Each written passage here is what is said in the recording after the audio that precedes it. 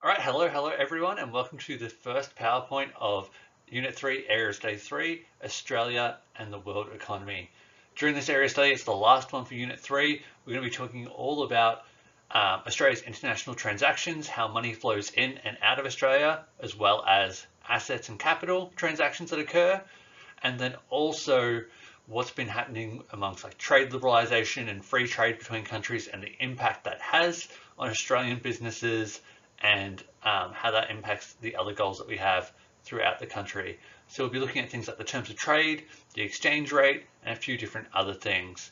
So on the first slide this time, to try and update things to make it a little bit more useful, it's going to, each time we have a video, show you the dot point of key knowledge that we're looking at. So today we're just going to be looking at this first one, which is all about the relationship between trade and living standards, including lower prices for consumers, greater choice for consumers, and the ability for businesses to achieve economy of scale and access more resources for business and government. Then in future lessons, there's going to be 5 videos for this topic. We're going to look at the rest of this here, but I won't bore you with that right now because I will bore you with that another day. All right, now we're going to talk about how international transactions for goods and services affect our living standards. So this is all about the money coming into and out of Australia when we buy goods and services or invest in businesses, etc. And so international transactions affect economic growth, unemployment, and living standards. And so imports and exports and foreign investment make up about 20% of all of aggregate demand. So imports being a leakage, which if you look at imports in Australia, it's fairly significant, the amount that we spend on imports. Exports being an injection, and foreign investment also being an injection when foreign businesses invest into local business, etc. This makes up about 20% of all of aggregate demand, the balance of all of these. That's fairly low compared to private consumption spending, which makes up about 70% of aggregate demand, but it's still 1/5. That is significant. So these international transactions affect efficiency, resource allocation, and our living standards. So businesses have to be as efficient as possible the more and more we have trade liberalisation, because the less tariffs and the more free trade agreements that exist means that businesses within Australia have to compete with businesses all over the world. And what's going to happen if they're not able to produce or charge as low prices as the rest of the world? They are going to go out of business and close down. This has been seen most recently in car manufacturing, and it's being seen in an interesting way at the moment about whether or not yesterday, because today's the 22nd of April when I'm recording this, yesterday on the 21st of April, there was a lot of drama in the media about whether or not the government would bail out Virgin Australia during the pandemic, and the government chose not to do it. And part of the reason the government chose not to do it is because at the moment, if they bailed out Virgin Australia, it would be bailing out a company that has majority ownership overseas, and that would be sending millions upon millions of dollars to overseas investors and overseas shareholders that wouldn't be going to benefit the Australian economy, other than protecting the jobs of those employed by Virgin Australia and some of the taxes that are paid by Virgin Australia that go to the government. But a large portion of that money would go overseas, which is not great for the Australian economy. On that point as well, there have been a lot of arguments at the moment to move away from trade liberalisation.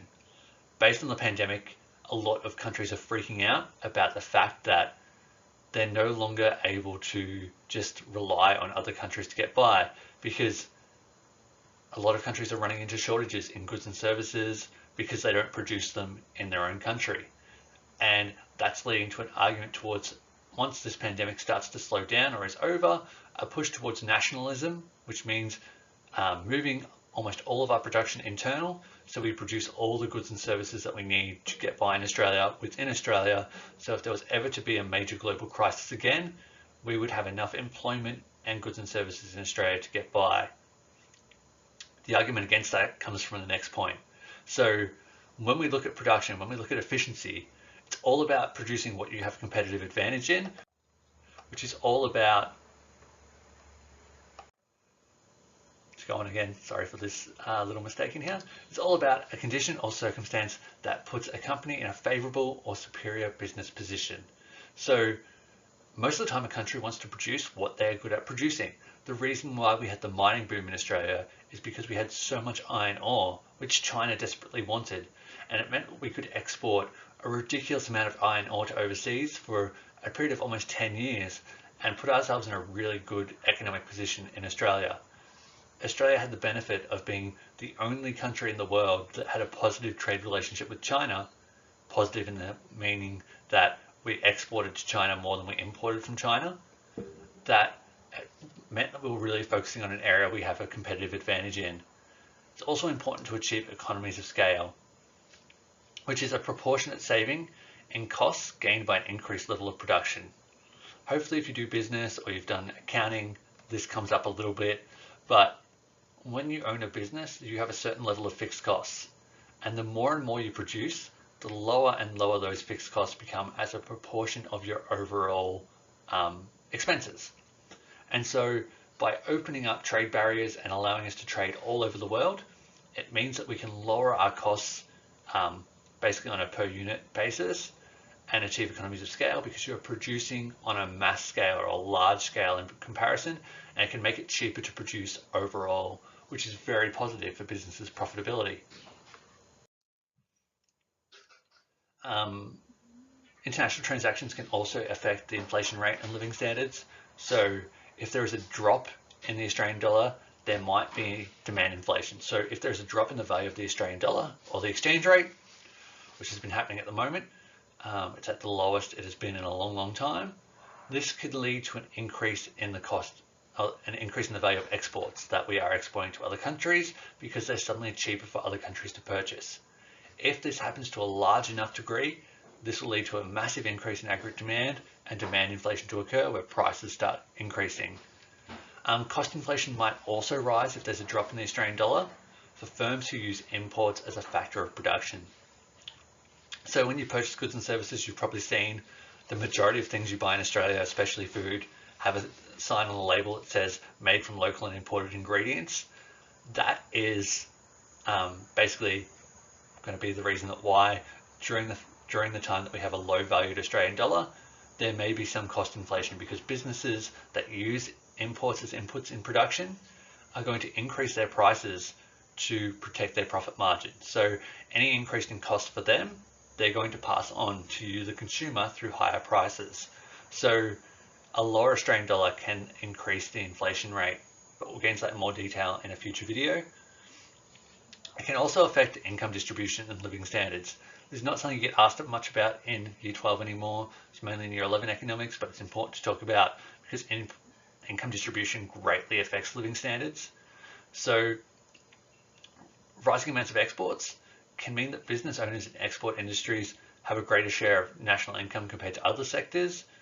It also, increasing levels of exports can mean that basically the point we're making before, that if there is higher levels of demand inflation because we're exporting more, it means those on lower incomes are going to be negatively affected because they have less purchasing power to purchase goods and services, and the material and non-material living standards will fall because of it. Next up, we're going to talk about the different types of international transactions that occur. So there's 3 different types we're going to look at, and that is it for the day.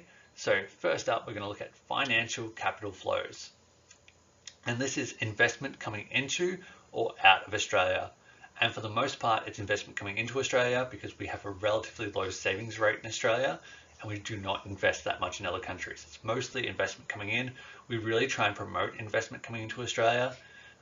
It's interesting to look at before the pandemic and over the last few years, there's been a really big push from the Australian government to have investment coming to Australia from the entertainment industry.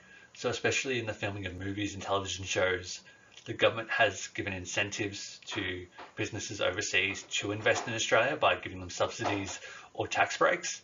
And that's why you've seen probably in recent years, a lot of major movies have been filmed in Australia because it's cheaper for them to do so. In some cases, capital flows also involve buying or selling of shares in businesses within another country. This is an interesting one, again, with the Virgin Australia example from yesterday.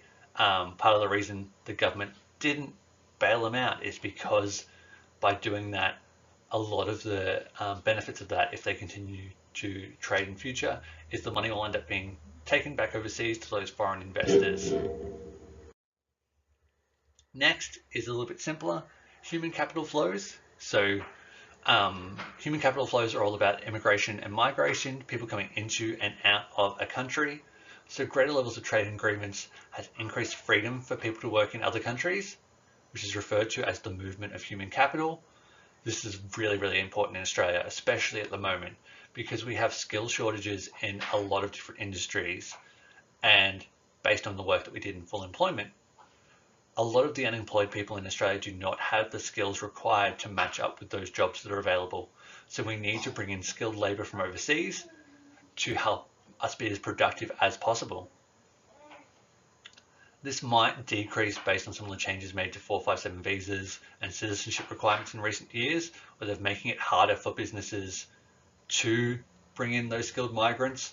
But the way they work at the moment is or the temporary work visas, as they tend to be called now, is that if businesses cannot fulfill a job within Australia from Australian workers, then they can apply for one of these visas to bring in a worker from overseas for a temporary amount of time, but they'll come into Australia, work, and then eventually have to return home unless they gain citizenship. So human capital flows is all about the people coming into Australia to work and Australians leaving Australia to work overseas. And lastly is international transactions, which is international transfers, which is all about foreign aid to poorer countries. Originally I had a graph on this slide, but clearly it did not save, but it's pretty simple to draw in just the space underneath here. So in recent years, Australia still does give a lot of foreign aid to other countries, but in recent years, if you look at the last 20 or so years, it has been trending downwards a lot as the government has started focusing on no longer being in a budget deficit and returning to surplus. One of the easiest places to cut spending is in foreign aid because it doesn't directly bring the country that much benefit. The general idea behind foreign aid is that if you help countries with foreign aid, eventually they're going to help you out in the future, and it may lead to positive trade relationships and benefits in that way. But most of the time, foreign aid is seen as a one-way transaction with nothing expected in return. I don't think any country would give aid to another country purely altruistically where they don't expect anything in return. But the general idea is that we give foreign aid to other countries expecting that when they get back on their feet, it potentially is going to be beneficial to Australia in future. All right, so that's it for the introduction to international transactions. It's just about how money and capital flows into and out of Australia. Next lesson, we're going to start looking at the balance of payments, which is a more specific look at, in the past 12 months, how money is coming into and leaving Australia and how we get our current account deficit and what that means, and some things that affect that in the short term and long term. And then after that, we'll go into our net foreign debt, terms of trade, and exchange rate in future lessons. So once again, thank you for watching. I hope this has been helpful to you. As always, any questions at all that you have, feel free to comment below or send me an email or message, and I'll help you out to the best of my ability. I hope you enjoy the rest of your day. Goodbye.